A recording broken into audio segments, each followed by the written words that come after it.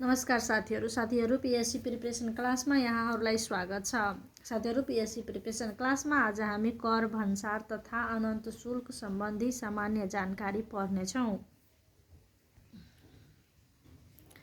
सरकारलाई प्रचलित कानुन बमोजिम प्राप्त हुने आम्दानी हो राजस्व।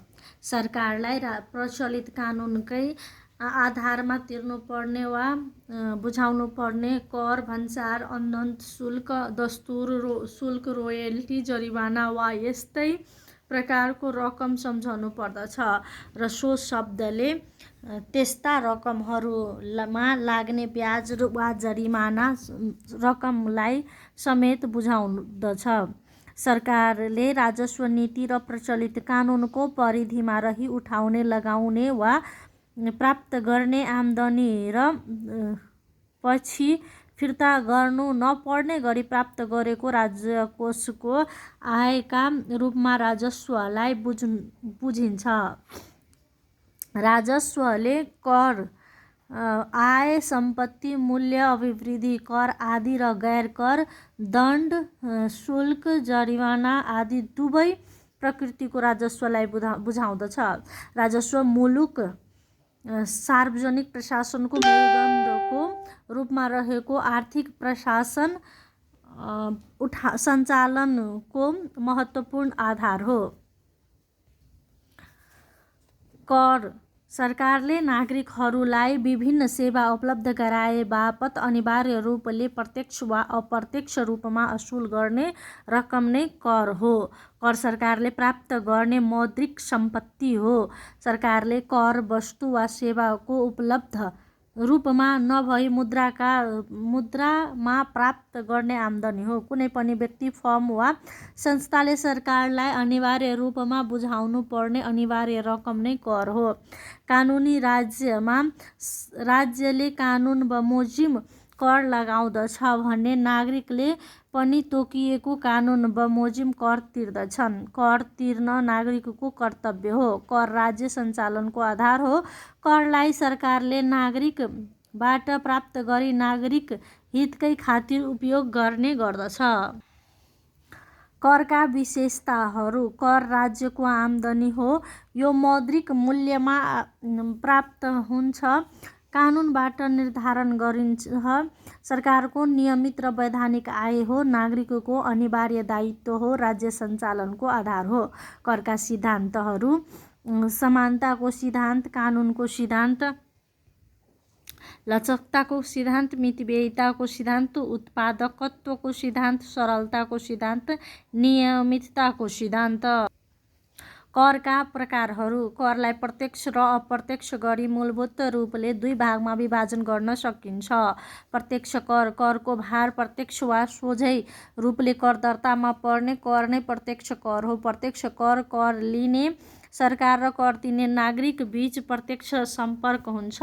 प्रत्यक्ष करको भुक्तानीमा करदातालाई कर र तिरो तिरेको प्रत्यक्ष अनुभव रहन्छ। यसलाई कर भार अरूलाई सार्न नमिल्ने करको रूपमा बुझिन्छ। आय कर, सम्पत्ति कर, सवारी साधन कर आदि यसका उदाहरण हुन्।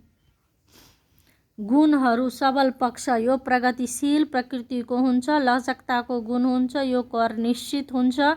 सामाजिक न्याय र समानतामा प्रवर्धन गर्दछ। राज्य कोषको प्रत्यक्ष आम्दानी हो।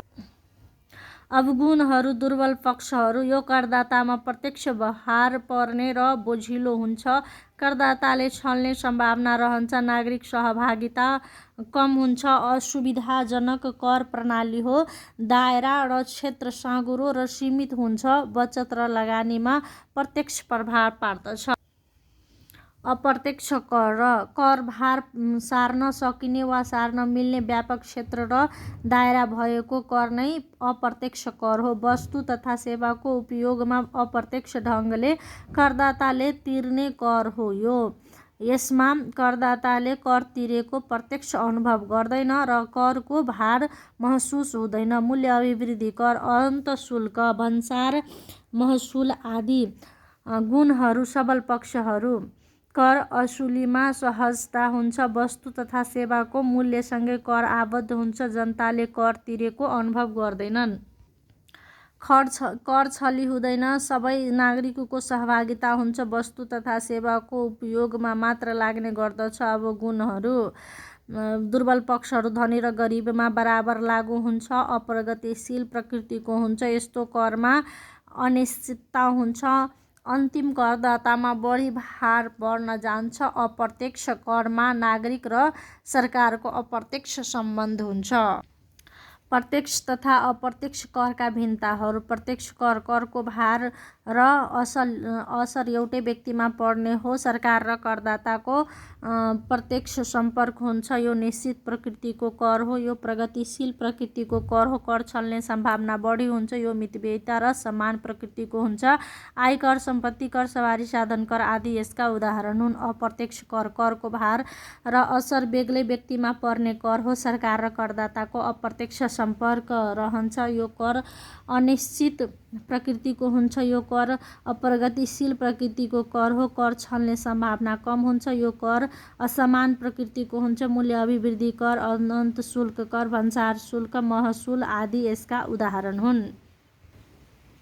सम्बन्धित विषयका प्रश्नोत्तर ढाँचाहरू। मूल्य अभिवृद्धि कर भ्याट भनेको के हो? वस्तु तथा सेवाको उत्पादनको चरणमा मूल्य अभिवृद्धि हुँदा लगाइने कर नै मूल्य अभिवृद्धि कर हो। स्वदेशी वस्तु तथा सेवाको उत्पादनमा यस्तो कर लगाइन्छ भने यसलाई वैज्ञानिक र न्यायिक करको रूपमा बुझिन्छ। वस्तु तथा सेवा आधारित अप्रत्यक्ष प्रकृतिको कर नै मूल्य अभिवृद्धि कर हो। यसमा अन्तिम भार उपभोक्तालाई नै पर्दछ। यसको अवधारणा सन् 1919 जर्मनीबाट भएको र प्रतिपादक जर्मनका डाक्टर विल्हेम फोन साइमन्स हुन्। जर्मनबाट अवधारणागत विकास भए पनि भ्याट सर्वप्रथम फ्रान्समा लागू भएको पाइन्छ।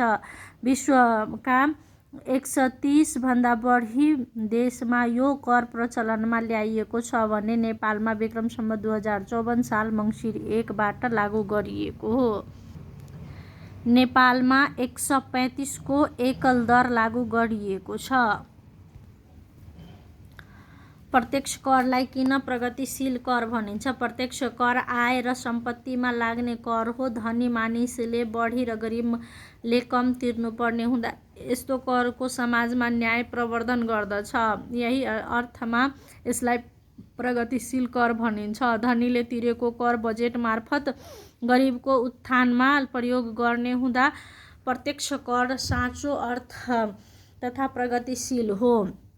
प्रत्यक्ष कर सरकारको प्रत्यक्ष आम्दानी हो। यो सरकारको राज्यकोषको स्रोत हो। सरकारले राज्यकोषको परिचालन क्षमतामूलक समाज निर्माणका लागि गर्ने तथ्यबाट पनि प्रत्यक्ष कर प्रगतिशील कर हो भन्ने बुझिन्छ। स्वपक्षमा प्रत्यक्ष कर धनीलाई बढी र गरिबलाई कम लगाइने, धनीले तिरेको कर बजेट मार्फत गरिबको हितमा लगाइने, यसले सामाजिक न्याय र सामाजिक समानतामा जोड दिने, समतामूलक समाज निर्माणको आधारको रूपमा रहने भएकोले यसलाई प्रगतिशील कर भनिन्छ।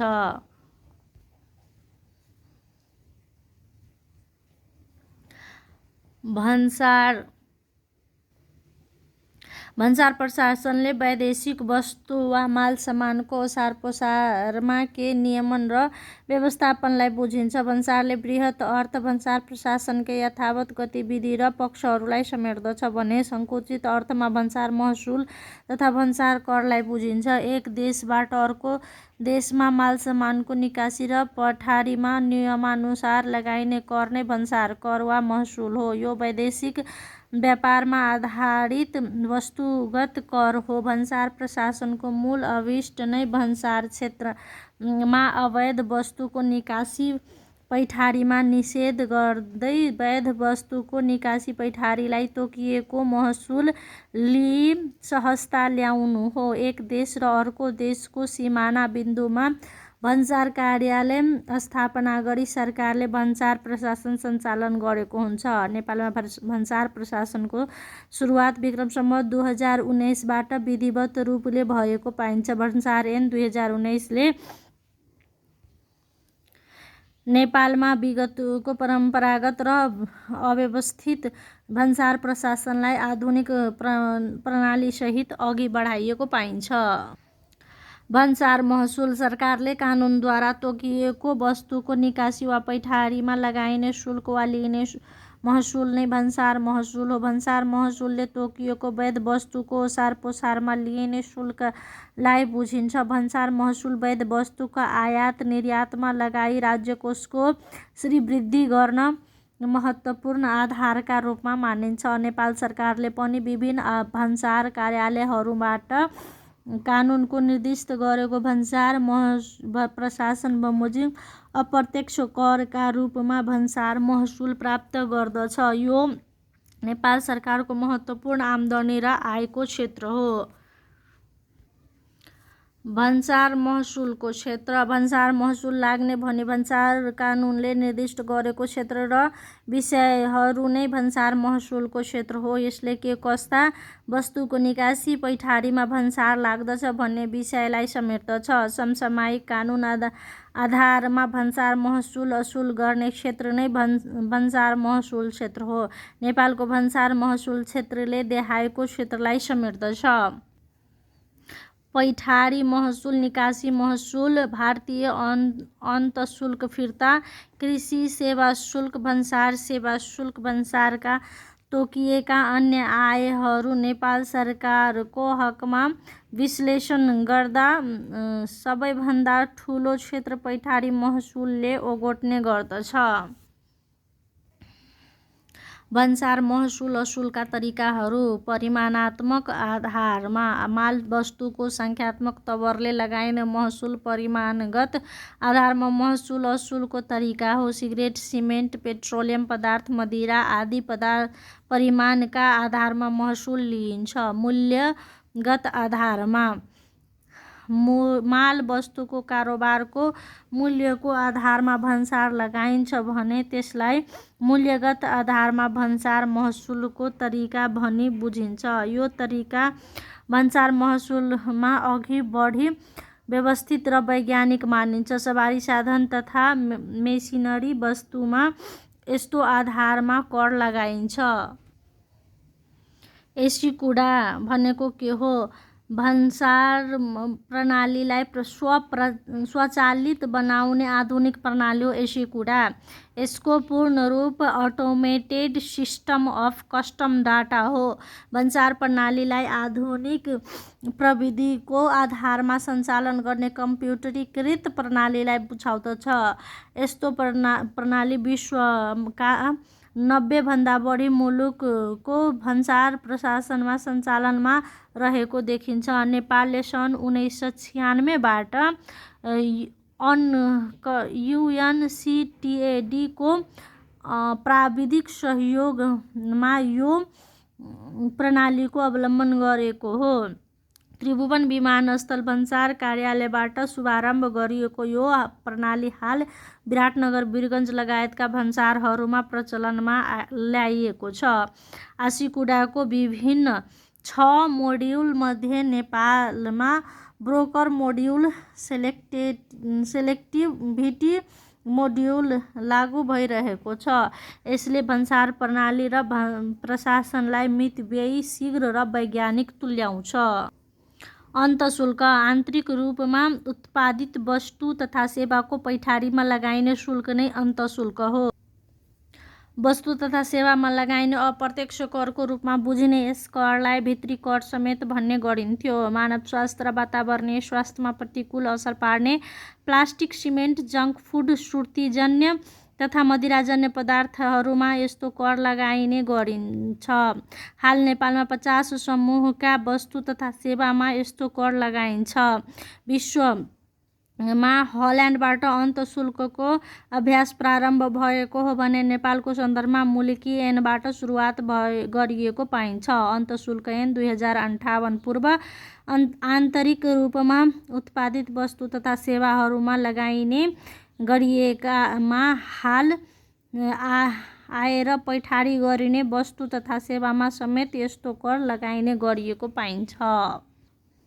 अन्तशुल्क लगाउने वस्तु तथा सेवाहरू चुरोट, सिँगार तथा श्रुतिजन्य पदार्थहरू, मदिराजन्य पदार्थहरू, रक्सी, वाइन आदि, प्लास्टिकबाट बनेका सामानहरू, झोला तथा अन्य स्वदेशी तथा विदेशी इँटा निर्माण सामग्रीहरू, सिमेन्ट, मार्बल, टाइल, फलामे, छड आदि, सम्पूर्ण किसिमका सवारी साधनहरू, जङ्क फुडहरू, चाउचाउ जुस लगायतका तयारी सामानहरू, विलासिताका वस्तु तथा पाठ पूजाहरू, टिभी, भिडियो क्यामेरा, प्रोजेक्टर तथा तिनका पाठ पूर्जाहरू।